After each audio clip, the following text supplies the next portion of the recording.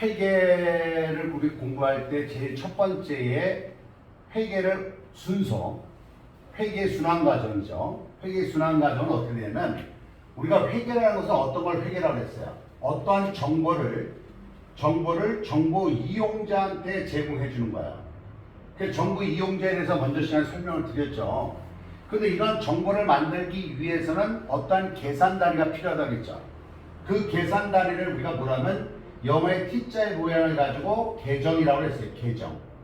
그래서 왼쪽과 오른쪽을 우리가 칭할 때 차변, 대변이라는 용어를 사용한다 그랬죠. 그래서 차변과 대변 양쪽으로 이렇게 나누어 주었어요.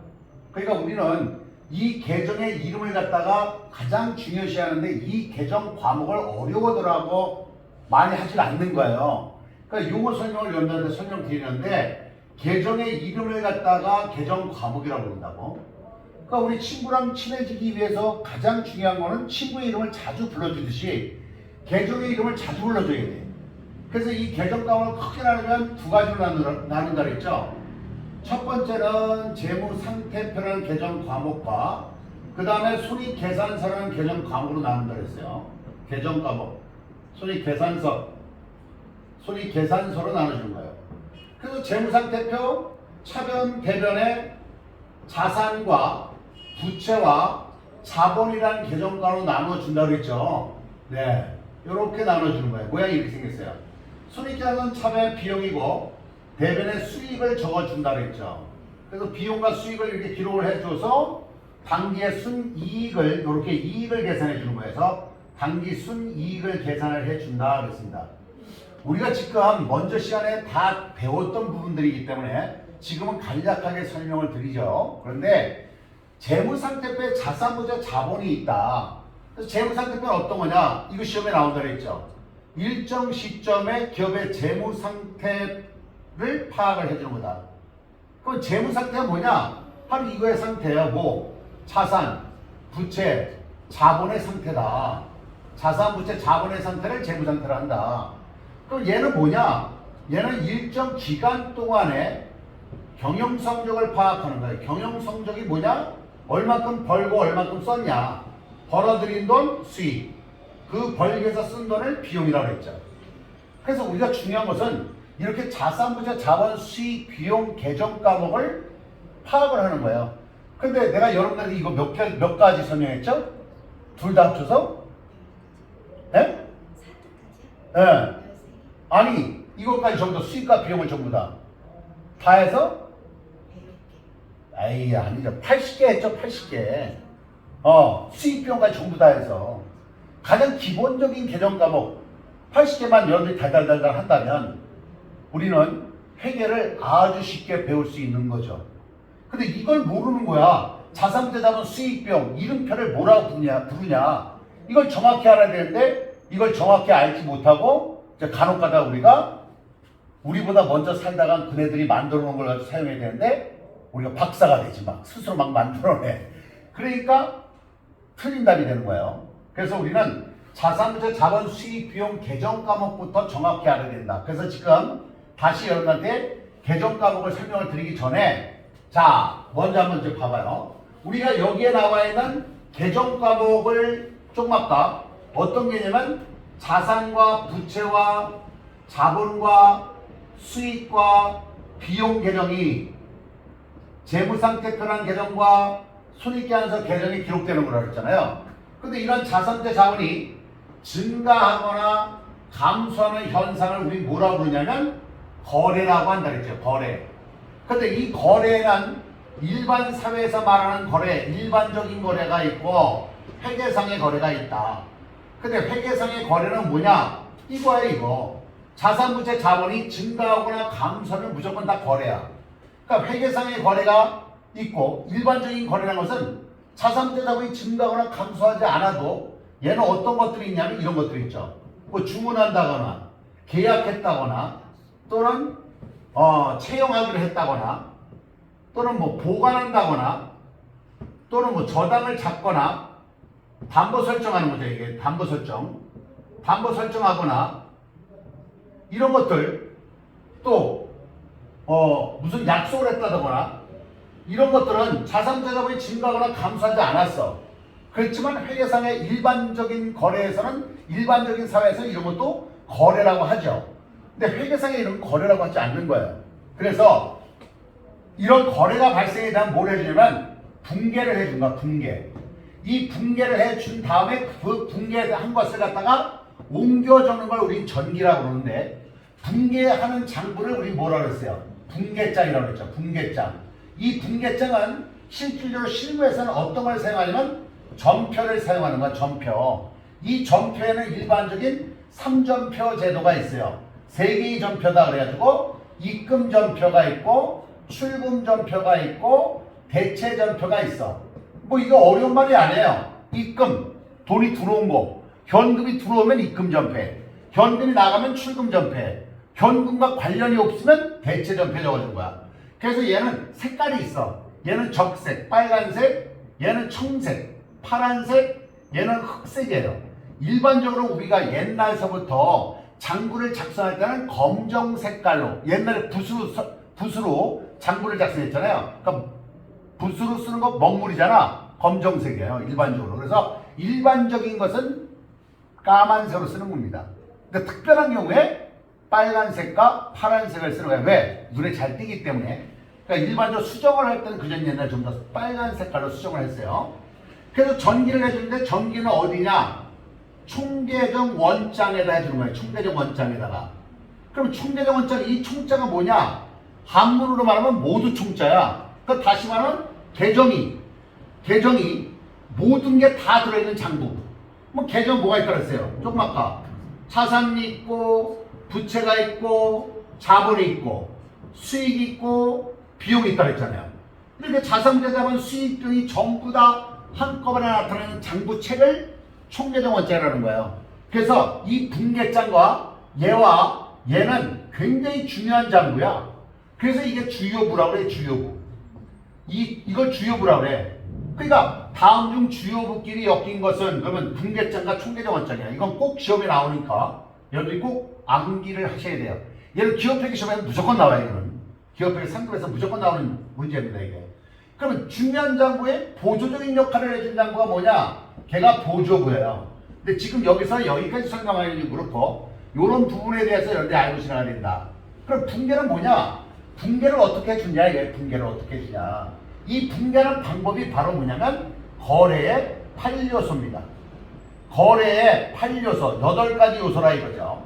근데 이 거래의 8요소를 여러분들이 어떻게 만들어진 거냐, 이 원리를 여러분들이 알면 굉장히 쉬워요. 근데 그냥 일반적으로 이거 다 암기를 하려니까 여러분들이 암기가 돼가지고 금방 잊어버리는 거지. 근데 거래의 8요소는 어떤 거냐면 제일 먼저 자산은 우리가 재무상태표 차변에 적기로 약속을 했잖아요. 부채 대변에 적기로 약속했잖아. 자본 대변에 적기로 약속을 한 거야. 그래서 내가 이렇게 번호를 붙였어요. 이걸 갖다가 여기다가 1단계, 2단계, 3단계 이렇게 해가지고서 자산부터 자본, 재무상태표에 있는 요소를 1, 2, 3단계로 적어주고 손익계산서에 있는 거는 4단계로 적어준 거죠.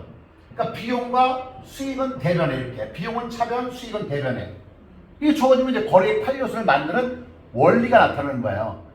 손익계산서에 있는 수익과 비용은 발생한다. 즉 나타나면은 무조건 비용은 차변에 우리가 적기로 약속을 한 거예요. 이렇게 비용의 발생. 수익의 발생에 따르면 대변에 적기로 약속을 한 거죠. 이렇게. 그런데 자산은 어떤 때 차변에 적기로 약속을 하냐면 자산은 비용은 무조건 차변에 나와, 수익은 대변에 나와. 결산 때 이외에는 절대로 비용이 대변 나오지 않고 수익이 차변에 절대로 안 나옵니다. 그러니까 비용과 수익을 우리가 알면 비용은 분할 때 무조건 차변에 나오는 거야.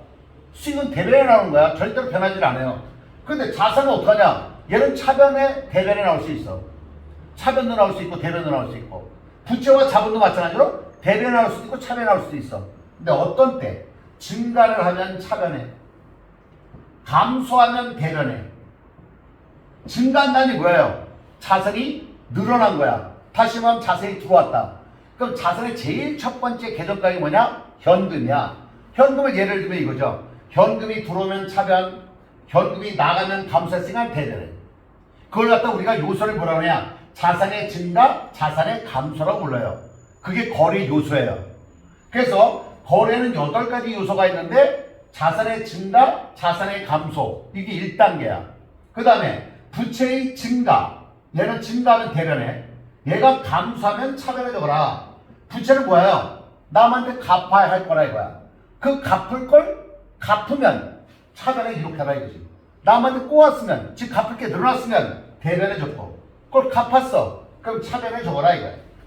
자본이 증가하면 대변에 적어라 이거야. 자본이 증가하면 내가 무슨 사업을 하기 위해서 돈을 투자했다. 그러면 자본금이 증가하는 거야. 그러면 대변에 자본의 증가. 근데 사장이 개인적으로 갖다 썼어. 그럼 감소하는 거잖아. 그러니까 자본이 감소할 때 차변에 적어. 근데 우리가 일반 회사에서는 1번 단계와 4번 단계가 가장 많이 발생하는 거예요. 2번, 이건 자연스럽게 발생이 될 수 있어요. 예를 들어서 상품을 사왔다, 차변의 상품, 자산의 증가, 대변의 외상으로 사왔다, 외상매입금, 부채의 증가. 그런데 그 부채를 갚았다, 현금으로. 그럼 차변의 외상매입금, 대변의 현금, 자산의 감소. 그러니까 부채의 감소, 자산의 감소. 이런 건 정상적이야. 근데 계속 부채가 증가만 한다. 그럼 그 회사 망하는 거죠. 개인적으로도 마찬가지잖아. 집안도 마찬가지로 집을 계속적으로 집에서 돈을 계속 꼬아주와. 돈만 계속 꼬아. 그럼 오늘 밤에 도망간다 그랬죠. 그러니까 이런 2번이 계속적으로 얘만 계속 발생이 된다. 그러면 회사 망하는 거예요. 얘만 계속 발생한다. 그러면 어느 사장이 계속 돈만 투자하겠어요. 그러니까 2번과 3번은 여관에서 잘 나타나지 않는 거야. 그런데 시험에서 나와. 왜? 시험은 선별 과정이기 때문에. 사실은 회사에서 일반 사회에서 발생하는 거래들은 어떤 게 가장 많이 발생하냐? 1번, 4번이에요. 자산의 증가, 수익의 발생, 비용의 발생, 자산의 감소. 이 거래가 가장 많이 나타나는 거야. 그래서 우리가 분개하는 법칙은 이 방법에 의해서 해주는 거예요. 그러면 우리가 회계가 어렵다 그러는데 왜 어렵겠어요? 여기에 맞춰서 집어넣는 거 한두 번만 하면 다 알아. 근데 왜 어려워? 바로 여기 있는 자산제 자본, 수익, 비용, 계정, 과목, 이름표를 정확히 모르는 거예요. 근데 우리가 이름표가 몇 가지를 알았어요? 한 80가지만 가지면 우리가 웬만한 건 다 해요. 그리고 한 130, 40개만 가지면 그러면 세무 2급까지 시험 볼 때 전혀 지장이 없고 일반적 사회에서 나오는 거래 계정 과목 설정하는 거에 거의 다 포함된다라고 하실 수가 있는 거예요. 자, 그래서 우리가 이렇게 전기까지 하고 이 전기되어 있는 것을 올바르게 되어 있는가 안 되어 있는가 그걸 파악하기 위해서 작성하는 게 무슨 표냐면 시산표라고 했죠. 시산표. 시산표가 시산표. 시산표라는 것이 이제 발생되는데 이 시산표를 언제 작성하냐? 기말에 작성하는 거야. 기말에. 얘가 기말에 작성해요. 여기서 시작해가지고 맨 마지막에 작성하는 거니까. 그래서 결산하기 전에 이 표를 작성하는데 이 시산표의 모양이 어떤 모양을 가지고 있느냐면 여기에 나와 있는 자산대자원 수익병이 한꺼번에 다 나와 있어. 그러니까 모양새가 이렇게 생겼죠. 자산이 나오고 비용은 차례에 나온다 그랬죠. 대변에 부채가 나오고 그 다음에 자본이 나오고 그 다음에 수익이 나오는 거야 이렇게.